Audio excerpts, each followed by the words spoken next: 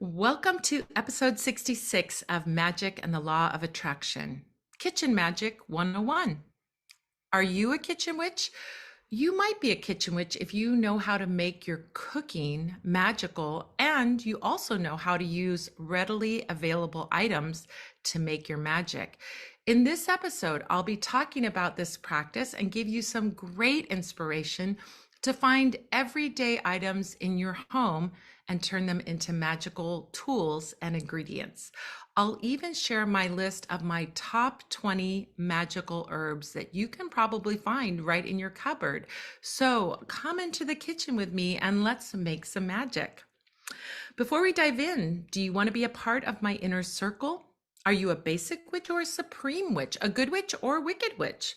Well, whatever kind of magic maker you are, I want to make magic with you. If you are ready to level up your magical practice, prioritize your spirituality, and have fun making magic with me, then you must be a part of my coven. Join the coven and get access to exclusive perks that you can get nowhere else, including things like monthly coven exclusive Q&A called the Spirit Speakeasy, monthly tarot card pulls, a spot in my monthly group spell service, a free on-demand video workshop each month, Patreon only polls to pick new products, upgraded discounts at the Magical Mystery Marketplace, exclusive flash sale coupons, and so much more. Look at all the connections we can have and the magic that we can make. So join the coven and get started making magic fun again. Simply go to coven.vip to see all the levels and all the perks you can take advantage of throughout each and every month. Just go to patreon.com/Madam Pamita or coven.vip and sign up today. All right, today we are talking about kitchen magic. Kitchen magic. Well, kitchen magic is magic surrounding the home and in particular surrounding the kitchen. There are practitioners who specialize in kitchen magic, and those practitioners we call kitchen witches or house witches or hearth witches. And these are magical practitioners who focus on the home and food magic or working with what is readily available in the home. If you can imagine, like in the old days, a witch would have made magic in her home. She would have cooked over her hearth fire. She would have had her cauldron and she would have put herbs in there and made potions and healing remedies and magical brews and all kinds of things. Well, this is the origin of the kitchen witch, and this is the origin of kitchen magic. Now, with kitchen magic, we have so many things to explore because it's really about taking the things that you already have, taking the tools that you have, the ingredients that you have, and instead of viewing them in the mundane way, you view them in the magical way and you use them in the magical way. What do I mean by that? Well, there are some traditional witch tools. In Wicca, for example, there are witch tools like the cauldron, the athame, which is a knife, the wand, the chalice. These are all tools that are common tools for witches to use in their magical practice. Kitchen witches take it a step further. They look at, instead of having a cauldron that they use just for their magic, they look at what they have and they use in their home and what would correspond to a cauldron. So while most of us don't cook over an open fire in a fireplace with a cauldron, we do cook on our stoves with a pot. And so the things that would be done in a cauldron, or the representation of a cauldron, would be our cooking pots. The equivalent of the athame or the knife would be a cooking knife. That would be a knife that we use for chopping ingredients and so on. The wand could be like a wooden spoon or a spatula of some kind. And of course, the chalice could be a cup or a bowl or a plate or anything we use to hold the resulting potion or ingredients or food, magical food that we're making. Now, you can, if you're going to think about using or incorporating kitchen magic into your own practice, you don't have to be a kitchen witch to do kitchen magic. Kitchen witches focus on kitchen magic, but anyone can incorporate kitchen magic into their practice.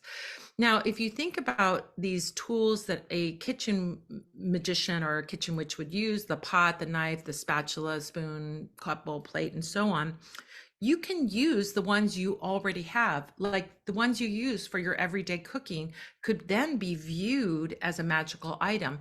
Or you could think of this using it like specifically for magic, meaning you could have a pot that you use only for your magical cooking, and then you have your mundane cooking pot. So it's up to you how you do it. Either have special tools that you use for your magic, or look at all of your kitchen tools as magical tools.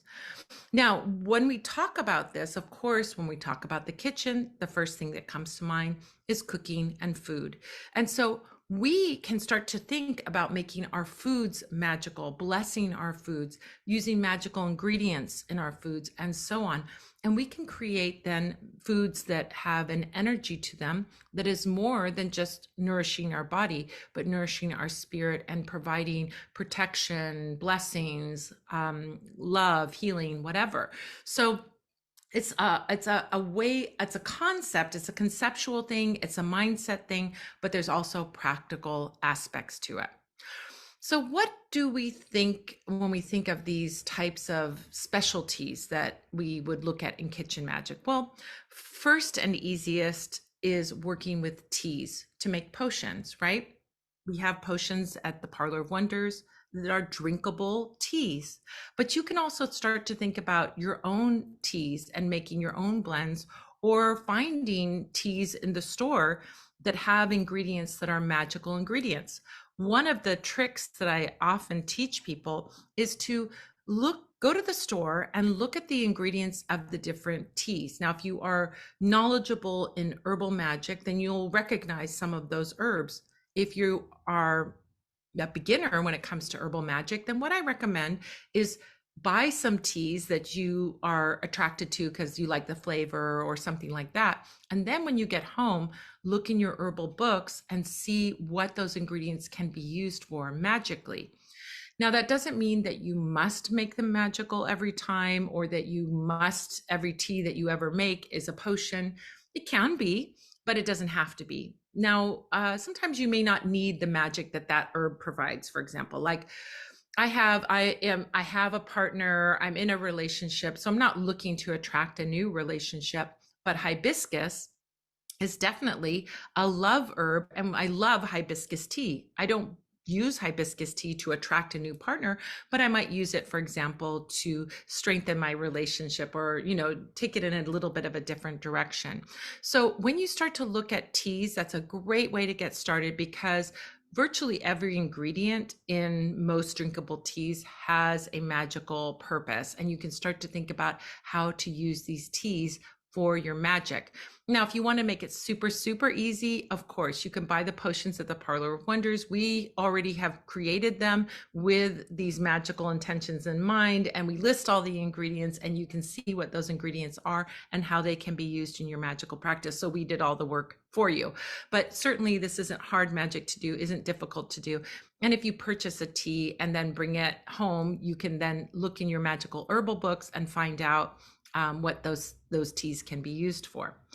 Another thing that we can do when we're thinking about kitchen magic is looking at food ingredients. So now we're starting to expand a little bit more. Of course, herbs that are used in cooking are also magical. And I'm going to be giving you, at the end of this podcast, I'll be giving you a list of my 20 favorite herbs that are kitchen herbs that we use for cooking, and how they can be used in your magic. So we're going to get to that in more detail in a little bit.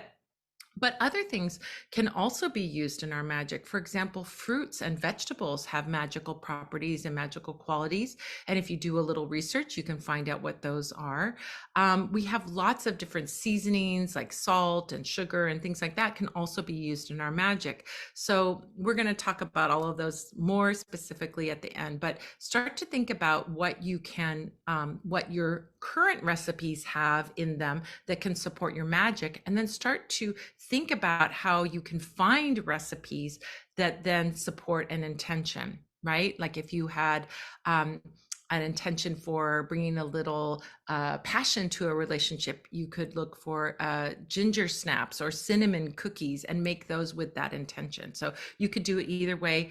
Take the recipe and figure out what you can use for it magically, or think about your magical intention, find the herbs, spices, seasonings, and fruits and vegetables that you can use, and then create something from that. You can do it either way. Now, when it comes to kitchen magic, we think, of course, primarily about food and cooking, but that's not the only thing that we can classify as kitchen magic. Actually, part of working in kitchen magic and being a kitchen witch is creating a magical space. So if we think of our home as a magical space, and specifically our kitchen as a magical space, we may want to charge it with some energy or cleanse it of any negativity before we begin our work, or anytime it needs a little freshening up. Now, cleansing, of course, when we cleanse a home, we usually use things like incense or herb bundles, or we might use a spray, or we might use a bell. I mean, there's all kinds of things that we can use for clearing and cleansing. But when we clean a kitchen, we can do those things just like we do in the rest of the house. But I also want you in kitchen magic and a kitchen magic practice to think about your mundane cleaning as magical cleaning. So when you are cleaning the countertop, you could be saying an incantation or saying a spell. You could be adding magical ingredients to your cleaning supplies, or you could bless your cleaning supplies. I mean, there's so many things that you can do.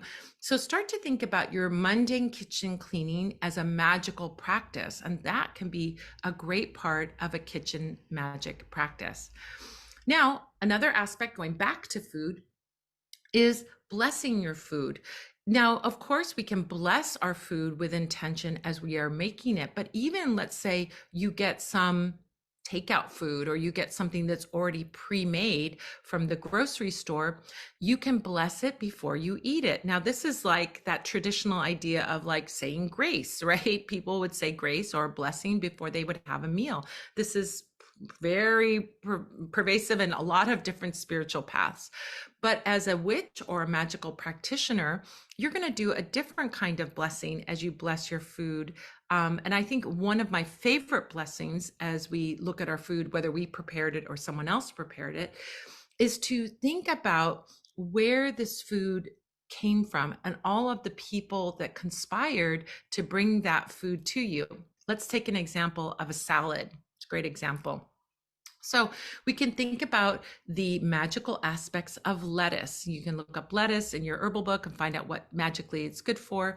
And then you can also think about Mother Earth that blessed that lettuce plant so that it could grow. You can think about and bless the people who picked the lettuce for you. And this is what I love to do, is to really give intention or give energy to the people who worked very hard to pick those fruits and vegetables that we get to enjoy, and bless them. We can bless the farmers who own the land. We can bless the truck drivers who drove the fruits and vegetables. We can bless the people at the grocery store that put them and displayed them. We can, and checked out our groceries, and we can bless the people who made our salad for us. If you were in a restaurant or you got some takeout or something like that, you can bless those people as well. And I think that is such a beautiful, mindful way to really tap into the energy and be grateful for what you are receiving, but also spread that gratitude and blessing to the whole chain of people who conspired to create this salad that is sitting in front of you. Now, you can bless your food for an intention. For example, you could bless that salad to bring more abundance into your life, for example. And then when you eat it, you are taking in that abundance into your body, and it's becoming a part of your body as it nourishes your cells. But you can also bless food for someone else. Now, you can do it openly, or you can do it in a secretive way. Openly would be like blessing the food for someone to consume, and they know about it. So, I bless this food that your body may be healthy and that you may be safe and protected and abundant. That's a beautiful blessing to put on some food before you serve it to someone else. And you can say that out loud. However, you can also do some sneaky magic by blessing something without people's knowledge, depending on your own ethics. If you feel like that's okay or not, it's up to you. But for example, let's say you wanted to get a raise at work. You could make some cookies with ingredients that are to make people more make you more popular maybe with people, or to make your boss look upon you favorably. And you could give those to the people at work or your boss or somebody else with that intention blessed into the cookies that you brought, for example. That's a little example of that. You could do it with love spells. You could imbue food with love energy so that the person that's eating it falls in love with you, and so on. I mean, there's lots and lots and lots of sneaky magic that you can do as well when you bless your food. Now, another aspect of kitchen magic is creating altar spaces in your kitchen. This is a lovely way to bring mindfulness, to bring your practice into your daily practice. This is something I advocate all the time, is magic shouldn't be a once a month thing or even a once a week thing. It should be a daily thing. Not that you're going to take time away from your everyday mundane tasks, but that you're going to take your mundane tasks and make them magical. So another way to do that is to create an altar in your kitchen. You can have an altar and no one needs to know it's an altar, right? You know it's an altar, but no one else needs to know. You could have a dish of salt for protection on that altar. You could use a pepper grinder, which can be used for protection and getting rid of anything negative.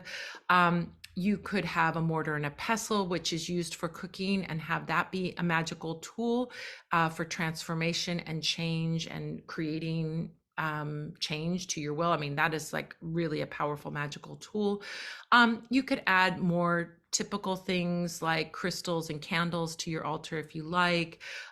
You could have an image of a special deity if you would like that, or your ancestors, something that represents your ancestors or your guides or your deities.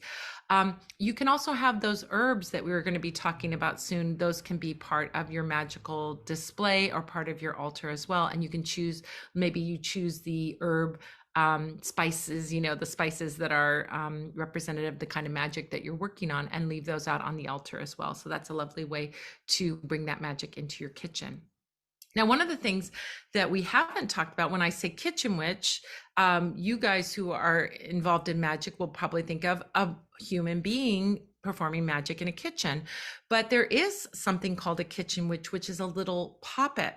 So these are sometimes called cottage witches. They're sometimes called kitchen witches, but these are little poppets that are usually, they look like a witch. Sometimes they're on a broom. They're like a crone figure, and they're usually put in a kitchen as a good luck charm and to drive away negativity.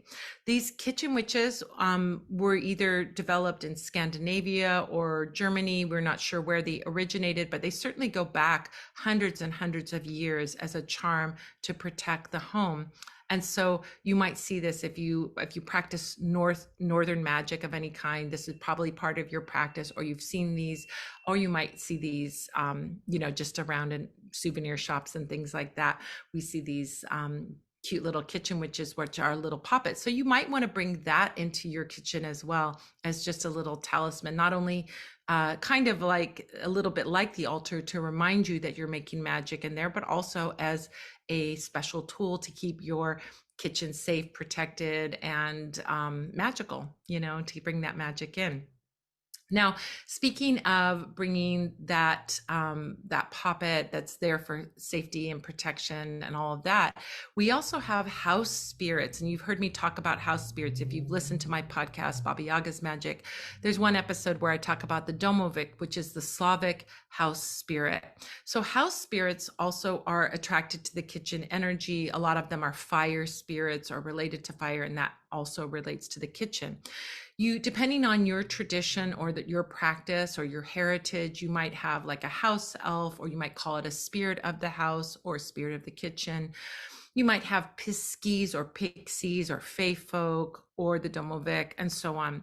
These are little spirits in the house, and you might want to make friends with them. You could have an altar where you leave them offerings, or You just honor them. We have a Domovic candle, which is this cute little guy. He's adorable. You could use that as a figurine on that altar, or you could burn the candle to as an offering to the Domovic, or to invite a Domovic or a house spirit or kitchen spirit into your home. And that would be a lovely way to work. Now, another way that you can do kitchen magic is by having live herbs in the kitchen. So if you go, I know here in California, we have Trader Joe's, and Trader Joe's often has like basil plants and rosemary plants and thyme plants, oregano, and these little herbs in little pots that you can bring into your home. And this is also a really, really lovely way, not only to get into blessings and what the blessings that those herbs bring and bring them into your home, but also to connect very deeply with the spirit of the plant. And, working with plant energy and working with the spirit of the plant is such a powerful practice. I love working. I'm like, all of a sudden I've become a green witch, and I'm like so obsessed with plants, but it's like, it is such a deep practice that you just go down a rabbit hole, and there's just more and more and more. And it's so much fun to explore and discover. So you can get some of those potted plants, grow them from seed. I mean, it's very magical to grow them from seed, or you can get the potted plants or plants in your grocery store or your nursery and bring those into your home as part of your kitchen magic. It's a lovely, lovely way to work with the spirit of the plant, to have a plant familiar, and to work in a way that really connects very deeply with that living plant. Plus, you can use you put energy into that plant when you help it to grow and you work with it. And then when you ask the plant if you may take a little branch to season your food, you're actually very much empowering your food, because your energy is in that plant from the care that you've given that plant. So it's very different than a dried herb. I mean, I think dried herbs are amazing. They're convenient. They're easy, but there's something very special about working with live plants. And so these special herbs that you can use in your cooking are wonderful. And so I encourage you to bring that into your practice as well. Now, when we think about herbs and plants and using them in our cooking, it is in the kitchen for sure. You can have those house plants, but you could also have a garden that you use where you grow fruits and vegetables, that you grow herbs, and that you use those in your cooking. It's a very, very beautiful practice. So whether you have, an apartment with a little window box, or just potted plants on the windowsill, or you have a big garden that you've been, cooking, that you've been planting in and working with, either way, you've got a wonderful, wonderful resource for your kitchen magic. Now, we think about food when we think about kitchen magic. Absolutely. I mean, that's what we've really been focusing on primarily. But kitchen magic is not just about food only. We can make crafts in our kitchen, such as, making beauty supplies, lotions, potions, oils, soaps, things like that can be made in the kitchen. That can be part of our kitchen magic practice. We can also make cleansing supplies. So there we have a complete loop. So if you research online how to make, a kitchen spray for, cleaning your countertops, and you add vinegar, and you can add some essential oils, and you can add all these other things. It then becomes something that you put your energy in as you make it. And then you also cycle through that energy again when you use it to clean your kitchen, and you're really adding some extra energy there. So I think about all these other things that can be made in the kitchen that are not food items that can be really wonderful part of your kitchen magic. Now, I would say a sibling of kitchen magic maybe is supermarket magic. I call it supermarket magic. I don't think anyone else calls it that. It's not a known thing. I mean, I just came up with that. So supermarket magic to me is when you start to look for things that you can use in your magical practice, but you find them at, these easily obtainable items that we can get at like a grocery store or at a big box store or a variety store. We can get these items that are mundane items, but we can turn them into magical items or magical ingredients. So I encourage you to look through your grocery or variety store or big box store and see what you can use in your magic as you go down the aisles. While you're shopping, start thinking about, is there anything here that I could use in my magic? That can be things like, of course, like herbs, salts, teas. Those are the obvious ones. But what about things like soaps and cleansers. We have some soaps and cleansers that you can get at a variety store that have natural ingredients. An example of that is you could get like a rose water spray, and you can use that rose water spray for your skin, but you could also spray it around your house to bring in loving energy. Or you could get a lavender, like, the dish soap that has different essential oils in it, like Mrs. Myers, I think, does, and Method does. They have these essential oils in them. So if they have essential oils in them, they can be imbued with magic. So if you had like a lavender essential oil soap, you could dish soap, you could use that for bringing peace and love into the home. There's a good example. When you're at the store, you can look for things like containers that you can use in your magic: string, twine, ribbon, yarn. I mean, there's so many things. Craft stores are also really great for this as well. So start thinking about, when you're shopping for your mundane things, finding things that can be used in your magic as well. Now, in a minute, I'm going to tell you about my 20 favorite kitchen magic herbs. But before I do that, I want to tell you about the Magical Mystery Marketplace. There is a fun new event coming your way every Sunday. It's called the Magical Mystery Marketplace, and it's a little bit of a fun hangout, a little bit magical education, and a whole lot of witchy QVC. Every week I pick a special topic and then feature some of the amazing products that we have at the Parlor of Wonders and show you how to use them in your magical practice.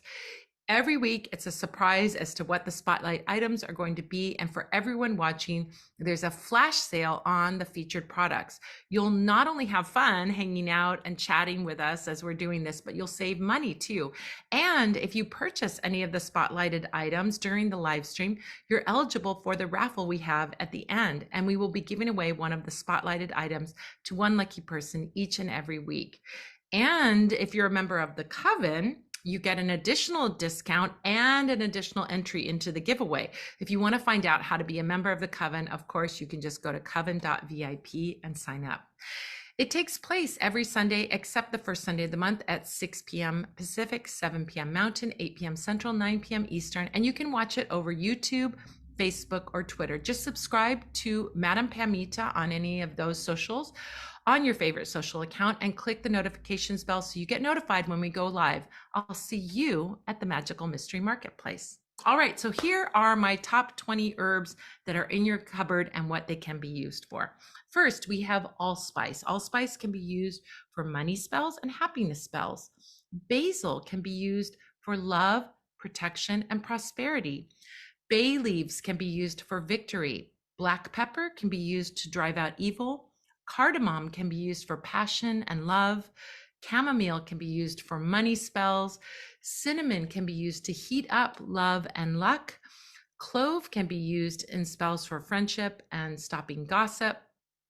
Dill can be used for money spells, love spells, and legal success. Garlic can be used for protection from the evil eye. Ginger can be used for heating up luck, love, and money magic. Honey or sugar can be used for sweetening a person. Marjoram can be used for protection and peace in the home. Mint can be used for protecting your money. Oregano can be used to keep the law away. Red pepper can be used for breakup or cursing spells. Rosemary can be used for love, beauty, protection. Thyme can be used for money magic. Sage can be used for spells of wisdom or cleansing. And salt can be used for purification and protection. So start thinking about using these herbs intentionally in your cooking. You can add them to your cooking, to your candle spells, to your baths, to your potions, to your spell bottle, to your charm bag. You can burn them as incense. I mean, these are all herbs that you probably have some of them in your cupboard. So start thinking about using them in your magic. So what if you want to do kitchen magic? So you can start by getting a book of magical herbs and see what plants you already grow or have in your cupboard and start using them in your magic. We have some great books at the Parlor of Wonders that are great books to start with.